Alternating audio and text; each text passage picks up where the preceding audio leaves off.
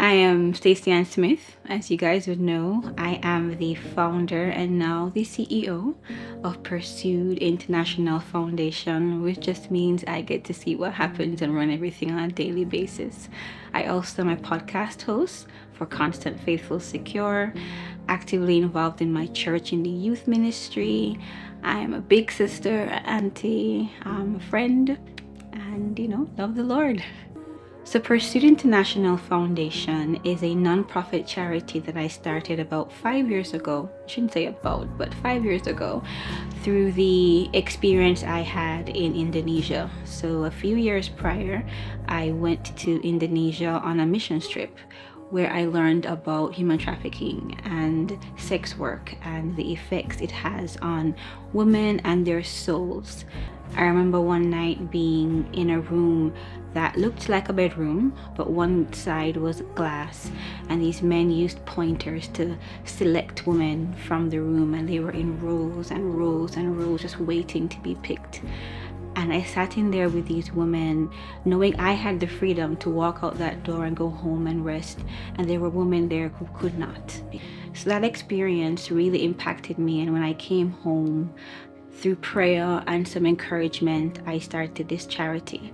It started first just to raise awareness about human trafficking and to share the gospel with sex workers in a local trafficking hotspot, but it has blossomed into so much more, with a mission of helping vulnerable, exploited women transform their lives. And the thing about why I began working in the area of working with sex workers is that many of the persons in the sex trade have been victimized by trafficking or are just more vulnerable to the issue of human trafficking. I remember sitting in a car with my friend praying one evening, asking God to guide us to where we should start engaging with the women, not knowing where I would find them. And we drove around Kingston and got to this particular spot where we're working right now. There were droves and droves of women, scantily clad, just looking to be able to make an income using their bodies. And it is heartbreaking because as you get to know their stories, you see past what you see on the road.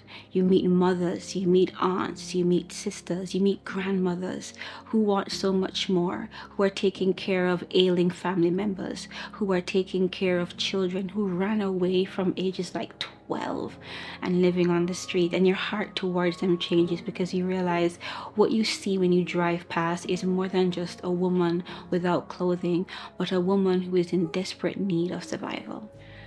Why do I do the ministry and the work that I do? I don't think I chose it. I feel like this one chose me for multiple reasons. One, I didn't plan on reading an article about sex tourism.